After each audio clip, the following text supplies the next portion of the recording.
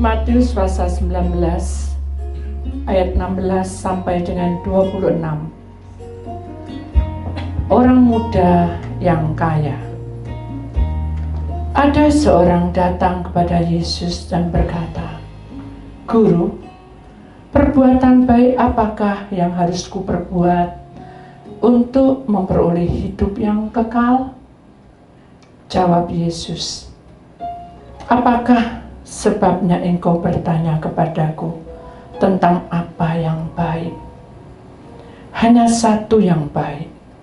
Tetapi jikalau engkau ingin masuk ke dalam hidup, turutilah segala perintah Allah."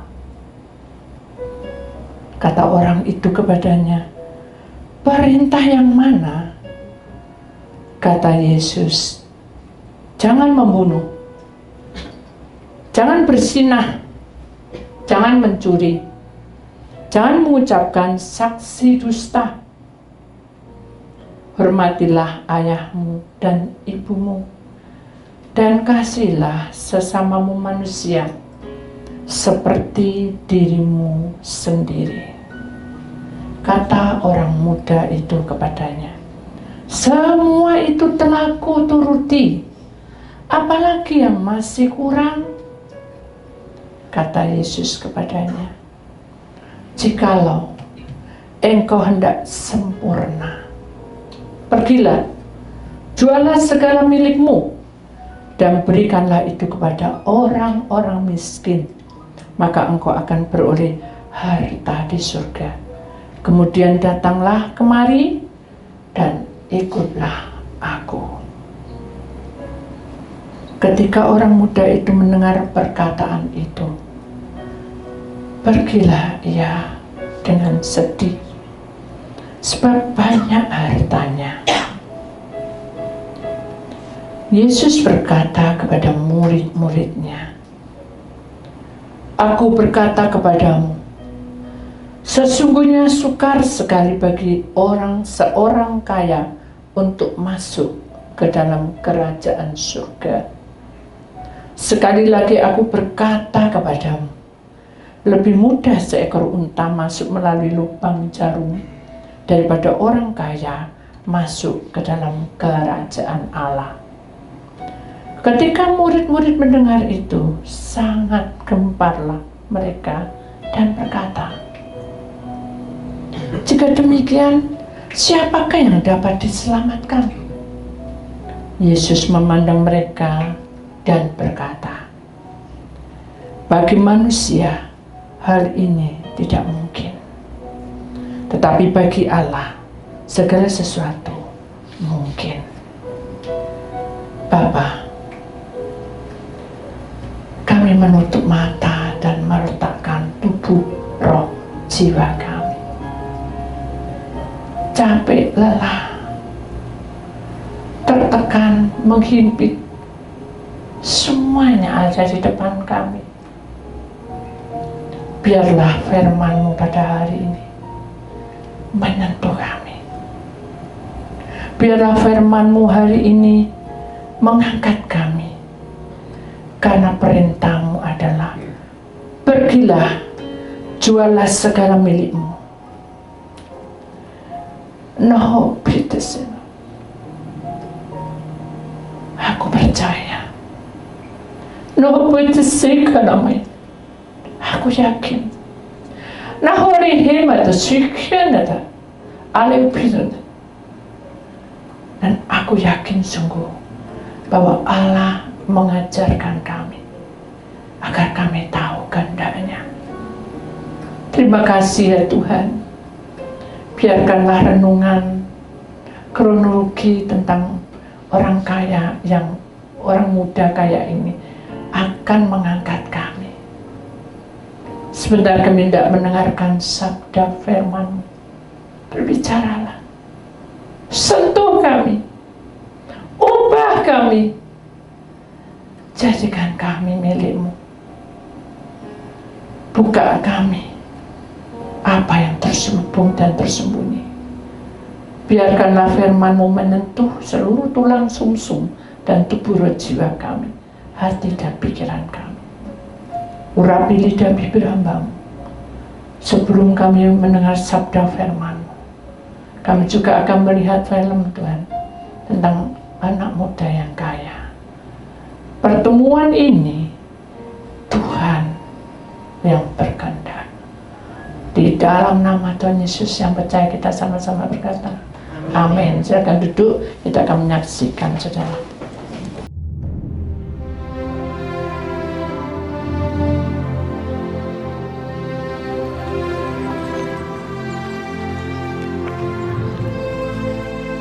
Good Master, what good things shall I do that I may have eternal life? Why callest thou me good? There is none good but one, that is God. But if thou wilt enter into life, keep the commandments. Which? Thou shalt do no murder. Thou shalt not commit adultery. Thou shalt not steal. Thou shalt not bear false witness. Honor thy father and thy mother. And thou shalt love thy neighbor as thyself. All these things I have kept from my youth up. What lack I yet? One thing thou lackest. Thou wilt be perfect. Go, and sell that thou hast, and give to the poor, and thou shalt have treasure in heaven. And come, and follow me.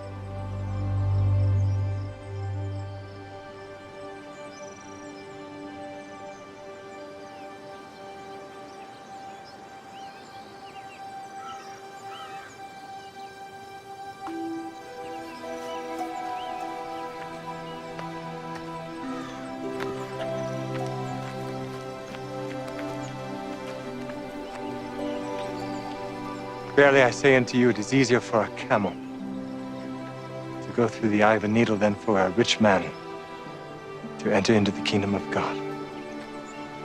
Who then can be saved? With men this is impossible, but with God all things are possible.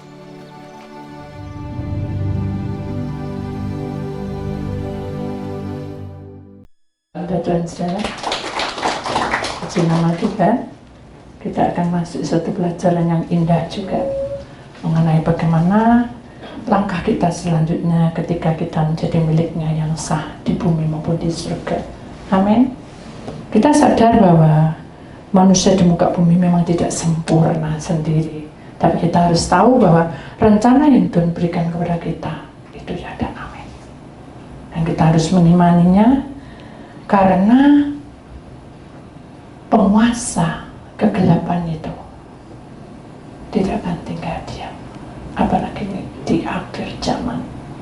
Rambangan bumi bergerak ke segala arah, aura-aura yang tidak baik itu bermunculan, dan itulah yang membuat kita harus waspada.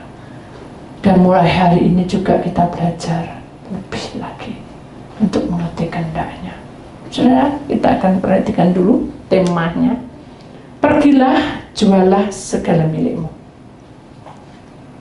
Secara kasat mata kita sudah tahu ya saudara, bahwa pemuda tadi sangat kecewa karena Tuhan nyuruh apa? Pergilah dan jualah segala milikmu dan berikan pada yang miskin, kemudian datanglah kemari, ikutlah aku. Dia sedih dan meninggalkan rombongan Yesus. Itu kasat mata. Saya kalau kita masuk di dalam dunia roh, ya saudara, mari kita akan masuk dan mempelajari bagaimana Tuhan itu sangat memperhatikan kita. Tuhan itu memberikan perumpamaan itu tepat dan mengenai. Kalau orang mana tuh sasarannya adalah tubuh roh jiwa kita, supaya kita sadar bahwa hidup di dalam dunia ini tidak boleh main-main, tidak boleh setengah-setengah, juga tidak boleh apa sih, menganggap remeh. Kenapa?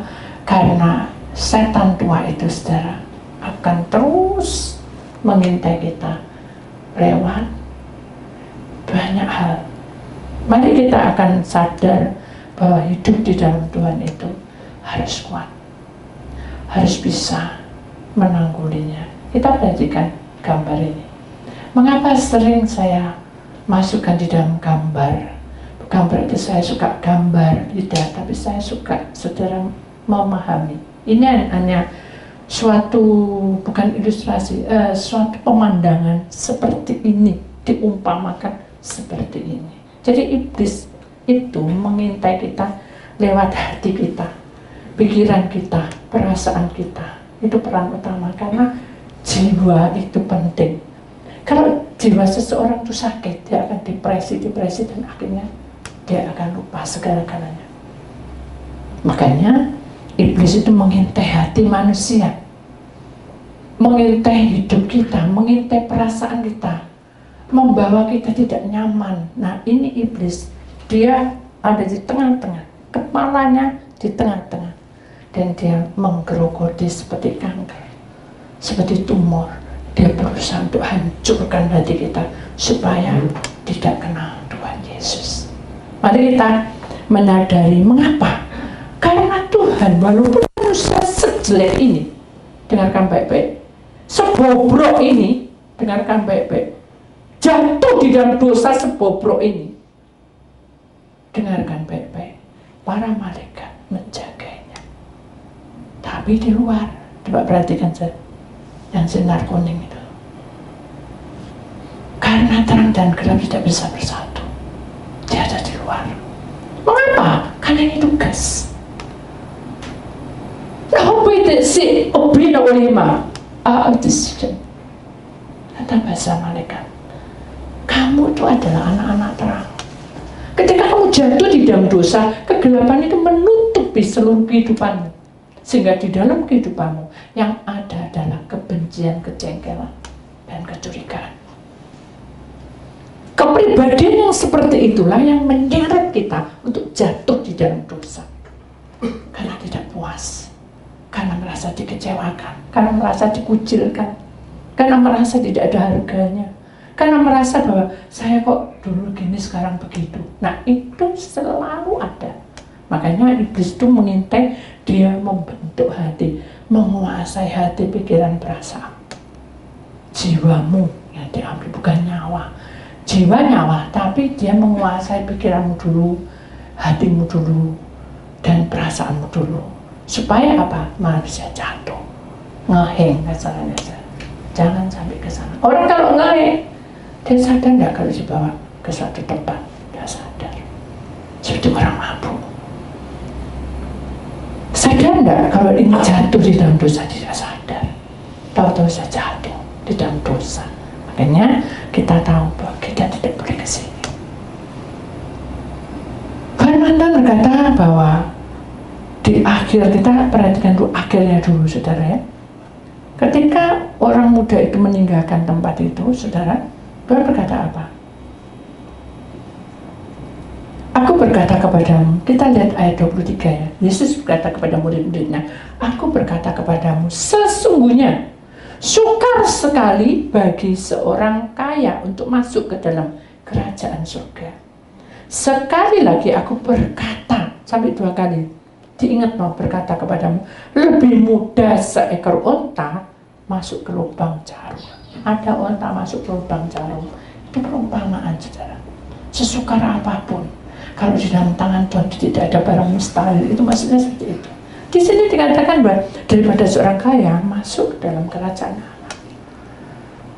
Karena kita tahu dan sadar bahwa kerajaan Allah itu terbuka untuk siapapun. Tapi kehidupan kita ini sudah dibebani besarnya seperti onta itu, dan lebih lagi, sehingga kita tidak bisa melewati apa yang kita hadapi. Kenapa? Karena di hadapan Tuhan duduk perkaramu, penyakitmu, masalahmu itu kecil kayak lubang jarum itu. Tapi kita sudah, apa ya orang bilang, sudah buat, tahu yang buat doa gak mempan, poso gak mempan, ngurapi gak mempan, semuanya bodoh semua, sama semua, tidak ada perubahan. Itu karena iman tidak berkembang. Jadi kita ingat, hati-hati, kita tidak punya hati seperti gambar yang ini di depan, pergilah jualah segala milikmu. Kenapa? Karena di dalam tubuh manusia itu ada ego, ada ambisi, ada pikiran-pikiran yang curang, hatinya selalu digerogoti dengan kotoran-kotoran. Nah, itu hati manusia. Kalau kita tidak punya terang Allah, maka pikiran kita ini jelek tok, saudara. Itu pasti. Makanya kita harus belajar untuk sabar, tekun, mengalir, menerima. Supaya apa? Di dalam hati kita tidak ada ular yang membuat kita, yang mimpin bukan lagi malaikat saja. Ular ini memimpin kita. Dia akan menjerumuskan kita, dan itu pun kita tidak tahu kapan kita betul-betul jauh dari hadapan Allah. Makanya kita tidak perlu ke sana. Yang penting adalah pembenahan dulu. Kalau kita tidak dibenahi, kita tidak bisa.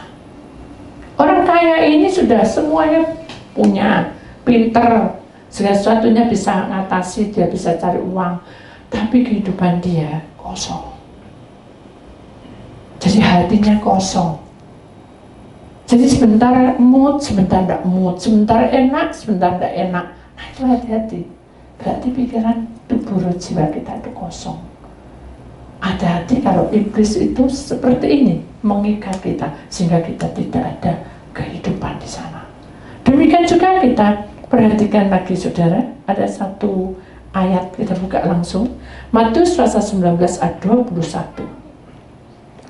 Kata Yesus kepadanya, jikalau engkau hendak sempurna, pergilah jualah segala milikmu dan berikanlah itu kepada orang-orang miskin, maka engkau akan beroleh harta di surga. Kemudian datanglah kemari dan ikutlah aku. Ini secara kasat mata, tapi secara roh bagaimana? Tadi orang kaya tadi kita sedang melihatnya saudara, kita sedang melakukan hukum Taurat ya. Hukum 10 perintah Allah itu sudah dilakukan, dia bilang gitu kan. Tapi dia bilang masih kurang satu. Serahkan harta, serahkan. Jadi itu tanda bahwa sesungguhnya kekayaan, kepandaian, derajat, pangkat itu dari Tuhan. Kalau kita serahkan semuanya kepadanya, berarti kita akan bertambah-tambah sehasta iman kepercayaan kita, bertambah-tambah sehasta lagi. Jadi kita sudah naik tangga, naik hingga kita melihat kemuliaan Tuhan luar biasa. Keajaiban Tuhan itu akan dirasakan setiap waktu dan setiap saat. Jadi mari kita menyadari saudara bahwa hati kita ini butuh urapan Allah, butuh cas ya, butuh tenaga, butuh anugerah dari Allah supaya hati ini bisa memerangi penguasa iblis yang selalu mengintai kita. Kita marah, iblis masuk saja. Kalau kita teruskan, iblis tambah dia mengikat kita. Tapi kalau kita aku tidak boleh sadar, aku tidak boleh marah. Biar Tuhan ampuni aku habis marah. Itu hilang sudah. Perang, pecah. Who is it? Dynamite, Genesis. Dia perang, saudara. Yang perang bukan kita, malaikat dengan setan. Karena apa? Karena kita percaya dengan terang itu akan mengusir setan itu keluar. Mengapa di sini ada duri-duri? Itu tanda. Oh, itu seno, karena aku sudah mati di kausan. Mahkota duri sudah di atas kepala. Jadi dalam kehidupan kita ini, mesin yang bisa bergerak, yang bisa kita maju, kita berhenti startnya, kita sakit itu dari otak misalnya. Jadi ini mesin utama. Tuhan sudah berikan mahkota duri. Tanda semua pelanggaranmu di otak dan di pikiran, di kepalamu, di mata, di hati, itu dipatahkan. Dan kita harus terima itu. Bagaimana Bu bisa seperti ini peperangan? Itu ada saudara. Pernah tidak saudara mengalami? Suatu ketika kita ini mau berangkat ya, enaknya pergi apa enggak gitu saudara ya. Pernah nggak seperti itu? Pergi enggak, nah tapi jangan pakai odok-odok tekek, tau ya. Kan ada di rumah kita ada tekek itu. Pergi, ketok-ketok tekek. Yang kedua, ketok-ketok tekek enggak. Pergi, atau terakhir tidak. Nah, itu tidak boleh karena saudara mempertaruhkan pergi saudara dengan alam, dengan ciptaan Allah, tidak boleh. Kita harus berdoa, melipat tangan, menutup mata dan berdoa. Amin. Kalau nanti dibilangin ini harus minum obat ini, kita berdoa, Tuhan, apakah ini saya harus minum obat? Bagaimana Tuhan? Tak serano. Itu yang penting itu kita berdoa pada Tuhan supaya hatimu yang kuda gulana, yang kacau itu akan diselesaikan dengan para malaikatnya. Tapi kok tidak sesuai, berarti jalur kronologinya harus mengikuti jalur Tuhan. Itu yang harus kita ingat, karena itu penting, saudara. Kalau saudara tidak melakukannya dengan kerelaan, saudara akan menggerutu dan ngomel. Hatinya tidak akan menerima terang Kristus, dan duri, mahkota duri di kepala itu tidak akan masuk dalam hidup kita. Kenapa? Karena kita menolak terang itu. Loh, kok bisa menolak, Bu? Contoh ya saudara. Suatu ketika saya itu ada yang ketinggalan ya, HP saya di mobil. Tidak usah lah, sekarang saya diambil ya, jalan. HP saya capek, tidak usah lah. Tapi ini tidak enak. Aduh, ambil enggak, mungkin ada tipunya apa. Ya, aku ada pelayanannya. Hanya saya berdoa, Tuhan, apakah HP saya ada di mobil, ataukah saya harus pergi ke sana? Apakah HP saya di mobil? Coba Tuhan terang kronologinya. Itu merintah Tuhan, saudara. Tidak boleh. Doa, Tuhan, HP saya di mobil apakah ada? Kalau ada, ya saya berserah. Tapi Tuhan tolong, saya boleh enggak ada di tempat mengambil itu HP di mobil? Karena saya sendiri aja. Dan hari sudah agak malam. Terus saya berdoa. Gak ada jawaban apapun mengalir, saya nyanyi-nyanyi. Saya buka puji-pujian penyembahan. Terus tidak lama kemudian 3 menit.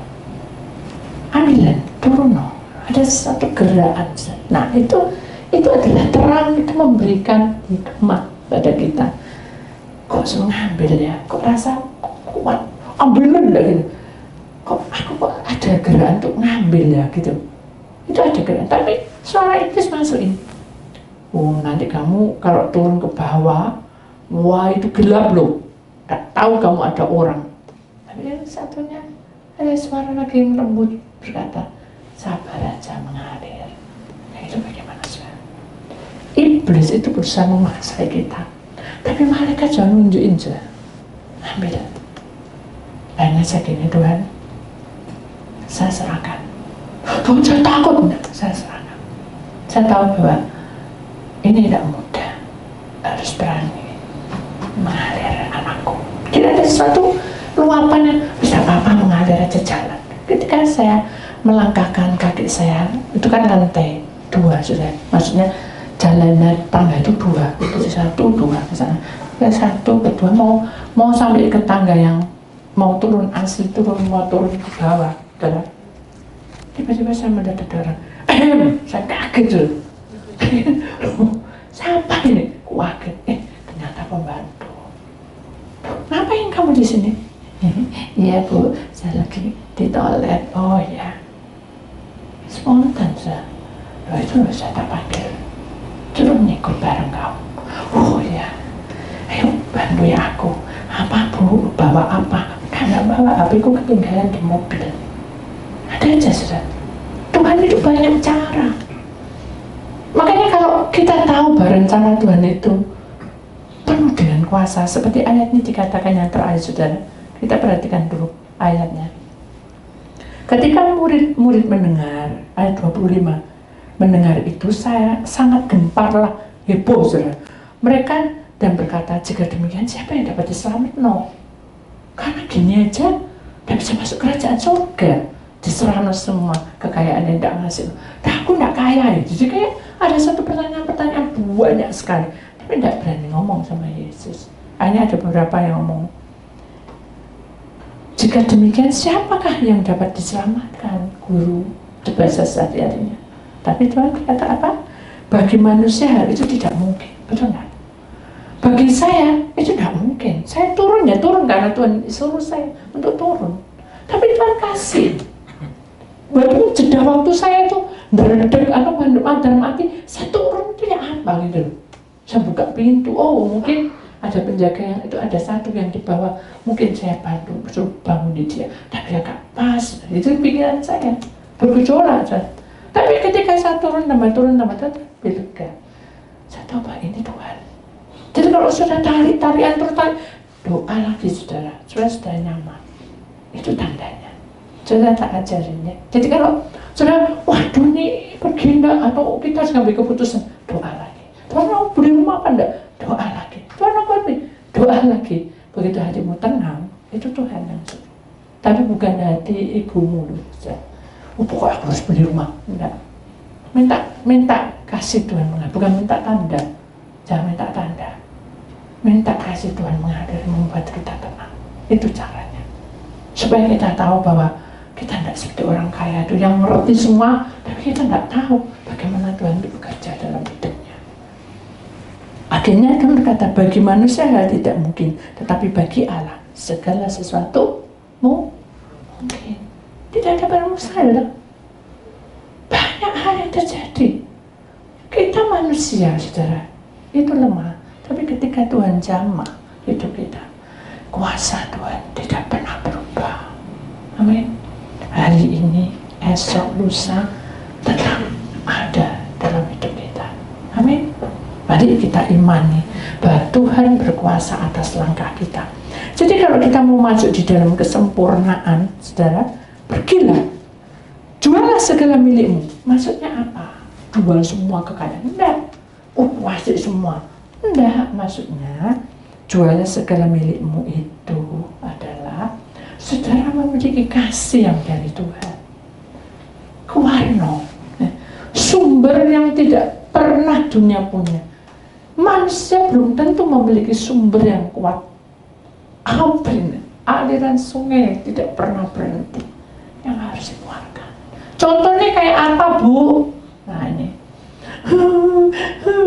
kenapa kamu nangis? Oh iya, ini ibuku harus operasi. Saya harus buang. Saya bilang, ya sudah, mau didoa, no? Mau doa. Dibuka jalannya. Loh, ibumu ini tidak perlu operasi, ya. Karena dia ini ada usus buntu, dia makannya salah. Mau kamu percaya? Bukan mau kamu percaya, harus masuk agama. Agama tidak membawa selamat. Agama menuntun kita menuju kebenaran. Mau kamu didoakan? Pokoknya ibuku sakit, sembuh, aku tidak jadi pulang. Saya tidak nyuruh kamu nggak boleh pulang. Ibu tidak nyuruh kamu tidak boleh pulang. Pulang tidak apa-apa. Tapi doakan ini jengking. Ibu kok tahu? Ya karena kita doa tadi, kita doa sudah. Jadi nyentik gitu sudah. Sakit deh. Kita doa no ya. Ayo hubungi ibumu, hubungi aja. Terus orang tuanya, bapaknya itu sudah siapin air, ya terangkan ya air doa itu bukan air dari perdukunan, toh bukan airmu sendiri. Iya sudah, bukan. Dalam nama Tuhan. Nah ini sudah, hatimu akan berperang.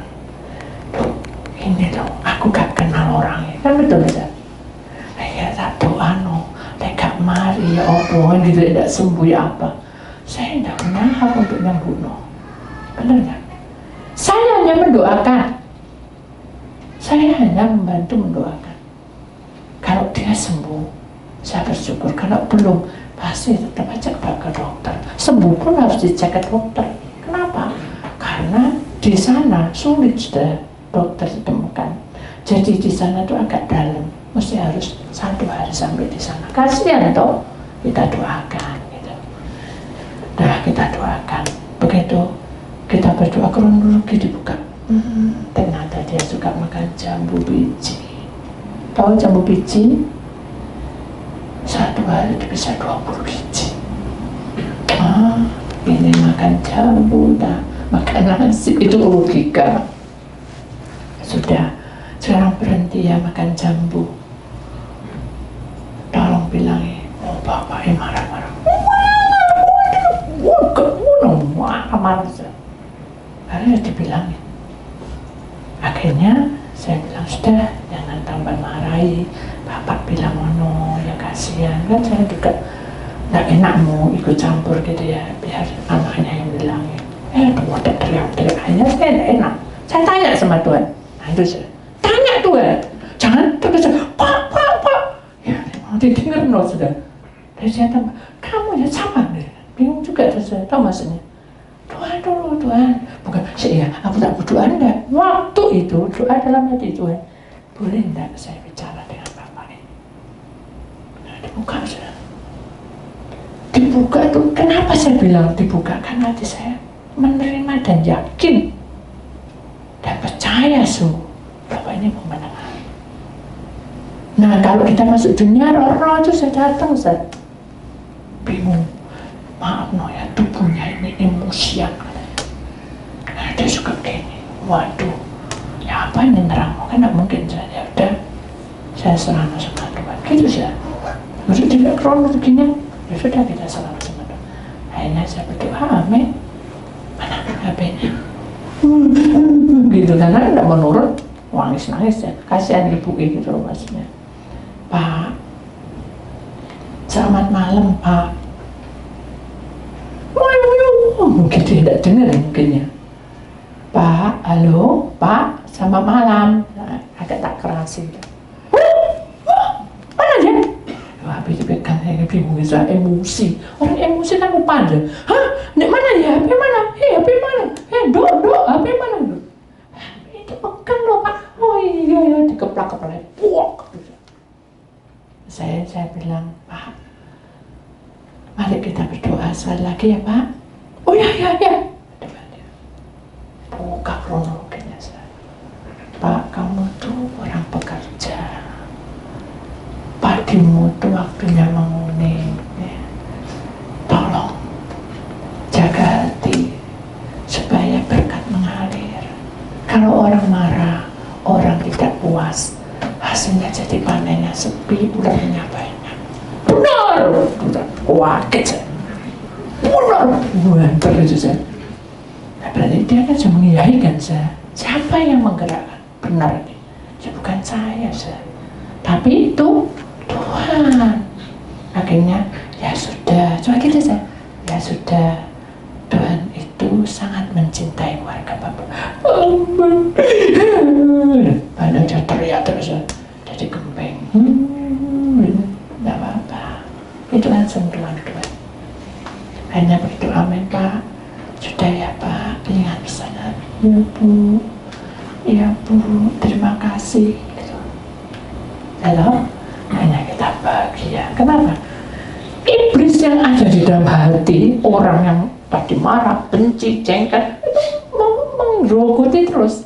Begitu kita punya terang, maka pecahlah. Dan duri, mahkota duri itu melingkar, tanda peperangan sudah usia. Amin. Penyakitmu sudah kutanggung, apalagi beban beratmu sudah kutanggung. Semua yang ada dalam hidup manusia ditanggung. Berarti kita bebas, betul nggak? Tapi mengapa kita terus tertekan? Kenapa? Karena imanmu yang tidak berjalan. Kalau kamu berjalan dengan iman, pasti bisa. Sekalipun kita sering ingin bertanya, kita tuh sering bertanya, kenapa? Karena tidak tahu. Persoalan yang kita hadapi di depan, karena kita tidak tahu. Begitu kita tahu, kita sadar. Iya, kok aku gak ngerti ya. Begitu saya jalan, kita sadar.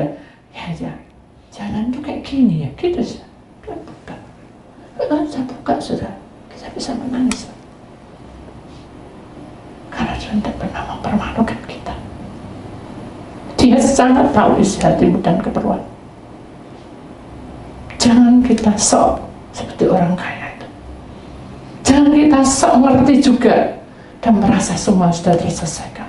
Tapi begitu Tuhan itu berikan itu semua, kasih milikmu, dia mulai ketakutan.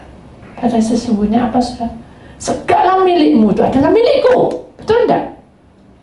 Kamu adalah aku adalah kamu. Karena kamu ada di dalam aku ada di dalam kamu. Kamu tinggal di dalam carang pokokku. Kamu tidak akan kekurangan. Ini kan gitu. Tapi si kaya ini sudah sabotase hidupnya, Mas. Cemal. Mengaku kaya dengan jeripaya. Aku suka kasih orang, loh, itu logika. Nah, ini sudah. Mari kita belajar untuk memahami. Karena Tuhan itu kasih. Dan Tuhan tidak ingin kita lalai dengan kewajiban kita. Selalu waspada supaya peperangan itu dikuasai oleh kuasa Allah, sehingga kunetisi hatimu terang kembali. Amin. Kita imani. Demikian juga di sini katakan, dan berilah itu kepada orang-orang miskin, maka kamu akan memperoleh harta di surga. Apa maksudnya? Kuasihlah semua orang yang membutuhkan. Ya tidak apa-apa. Tapi sebatas kamu bisa. Jangan merasa tertekan karena si A, si B. Tidak boleh. Itu namanya dikerjai orang. Tahu ya saudara maksudnya? Jadi kita harus pakai hikmatnya Tuhan. Oh ya, orang ini 1 kali, 2 kali, 3 kali. Stop, saudara. Kenapa? Karena Tuhan itu sih. Tuhan berkata, kamu berikan ini kepada orang miskin yang benar-benar miskin itu tidak ngerti apa-apa tentang keselamatan, tentang hidup baru, tidak ngerti. Kamu beritakan lewat perbuatanmu supaya orang lain berkata, dia itu ada Tuhan di dalam orang itu. Nah, itu yang kita minta. Bukan kita minta, ada Tuhan. Kita merasa bahwa terang itu memberikan penerangan dalam kehidupan orang ini. Bukan saya yang baik, saudara. Bapak ini kalau kita tidak diberi pencerahan dari Tuhan, bisa diberhenti marahnya? Tidak bisa. Kehidupan nanti pada pun anaknya. Di mana? Majikanmu di mana? Ibu di mana? Pak, di Jakarta, Pak. Masa di Jakarta 2 hari? Karena menuap-uap ya, untuk terima kasih. Ayah pulang, Bu, Bapak nunggu-nunggu, Ibu juga nunggu-nunggu. Kenapa? Tak tahu. Nah, di telepon dia bilang terima kasih dengan cucuran mata, tapi perutnya masih besar. Saya bilang, tolong jangan mandi malam, karena Tuhan ingin jangan mandi malam. Dilakukan saja. Jadi kalau hidup sederhana dan menerima kenyataan itu, kita ini betul-betul kehendak Tuhan harus seperti itu. Belajar sabar, dilewati semua, akhirnya sembuh sudah. Dan dia tidak melanggar makan jambu sampai 20 biji. Mari kita sadar bahwa sesungguhnya kita ini akan memperoleh harta dari surga kalau kita bisa menyelamatkan orang-orang di sekitar kita, tapi tidak dipermainkan. Paham, saudara? Orang yang memberi dan orang yang mau menerima, bahkan orang yang mau menyediakan baik itu pelayanan maupun apapun sebagainya, kita harus tahu tujuannya apa. Ya, kita harus tahu, karena di luar sana kita tidak tahu apa yang terjadi. Tetapi ketika kita berserah pada Tuhan, Tuhan akan ajarkan kita untuk menjadi dewasa. Iman kita, hidup kita, perjalanan kita, amin. Kita lewati. Kemudian di sini katakan, kemudian datanglah kemari dan ikutlah aku. Kalau kita sudah mengikuti jalurnya Tuhan, otomatis kita mengikuti jalurnya Tuhan, pasti kita akan bertemu dengan Tuhan. Siapa yang tidak suka bertemu dengan Tuhan? Kapan, Bu? Aku tidak tahu ya Ibu dengar suara Tuhan. Siapa yang dengar suara Tuhan? Tidak ada. Saya hanya berdoa aja, berpuasa. Tuhan berikan. Oh, feeling, bukan feeling itu, saudara, bahaya kalau feeling. Tapi itu hatimu mengena, sehingga kamu merasakan hadirat Tuhan. Amin. Itu maksudnya ya. Kemudian kita akan perhatikan di sini.